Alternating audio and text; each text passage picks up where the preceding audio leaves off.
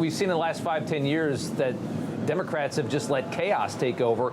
That's the central issue right now, and that's a big one. And I think we're making a really good move towards perhaps solving that if the president can continue to prove what he did in Washington, D.C. You're absolutely right. A major issue in the last election is that Joe Biden and the Democrats made Americans less safe. We had 4 years of an open border, 12 million illegal immigrants flooded into this country. Every day, the Democrats were releasing murderers and rapists and child molesters and Venezuelan gang members. And President Trump came in and Republicans came in majorities in the Senate and House with a mandate to secure the border and to keep our families safe. And we've seen illegal border crossings drop over 99%, historic success. And we've seen on the streets of D.C. the president sending in the National Guard, federalizing the police officers, and the result has been significant taking on violent crime. And I got to say, Rob, it is bizarre. In response to this, the Democrats have decided to double down on open borders and to double down on their support for criminals. And it seems like every 80-20 issue in America, they're going out of their way to embrace the 20%, and they're getting more and more extreme. That's not good for the Democrat Party, but it is good for America because the rest of the country sees it and says these people are nuts. I mean, when you show the mug shot, and we're going to bring it up here, the mug shots of this man, how many times he's had his picture taken while in custody of the police, and now he's facing federal charges. At what point does a sophisticated society decide that somebody like this, no matter what, cannot be back on the streets, that he should be either put in jail or just put down? What purpose does a person with this many mugshots have to even exist, is my question. Look, it's simple common sense. If you want crime to go down, you arrest the criminals, you put them in jail, you get them off the street. That is true everywhere. I'll tell you, just 2 weeks ago, I traveled to Latin America. I went to El Salvador. You know, El Salvador in 2015 had the highest murder rate in the world. The murder rate in El Salvador was 100 homicides per 100,000 people. In other words, every year, 1 out of 1,000 Salvadorians was murdered. It was the murder capital of the world.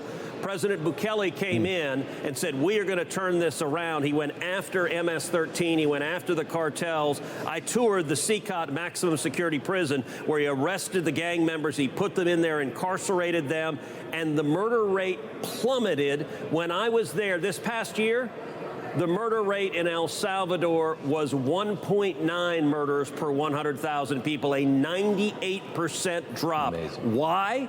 Because he arrested the murderers and he put them in jail and he got them off the street. It's true in El Salvador. It's true in the United States. Yeah. And the Democrats' proposition, bizarrely, they get on a plane and they fly to El Salvador, and what do? They have margaritas with an MS-13 gang member, and they say, if you elect Democrats, we'll get more of these gang members and release them in your neighborhood.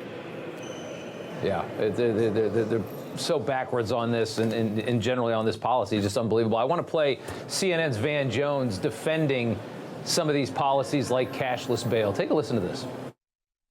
Would you have felt better if there had been cash bail and the mom had come and put down $1,000 to let him out?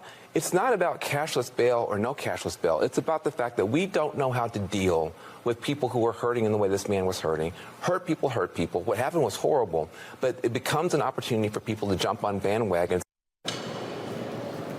That's what they all believe now. That's a pretty standard. And if you want to listen to Van Jones and you want to feel sorry and you want to have a bleeding heart for everybody in this world, I hope you're ready to live in a society where a ton of people die, because that's what comes from that. That's that ideology. It never gets fixed, and you get a lot of dead people. Look, criminals hurt people. Don't, you know, if you want this hurt people, go and have a love-in on your own time. But government has a responsibility to keep people safe. Yeah. And, you know, I'm reminded of, I got to admit, I'm a fan of the TV show The Simpsons. And Bart Simpson is playing a video game called Axe Murder. And he's going around and he's chopping people up as an axe murderer. And right. at the end of the game, it says, oh no, trial in Texas. And he starts hitting a button, change of venue, and it's game over with a hangman's noose. It's real simple. You commit a crime where you have people that enforce the law, you go to jail, you murder someone, you go to death row. That's how you keep people safe. You know, everybody's reporting the same stories, the same spin. You turn the channel, it's always the same. But not us. We're different. We report the real news. No spin, just the facts. Turn to us, and you won't turn back. Tune in to Rob Schmitt tonight on Newsmax.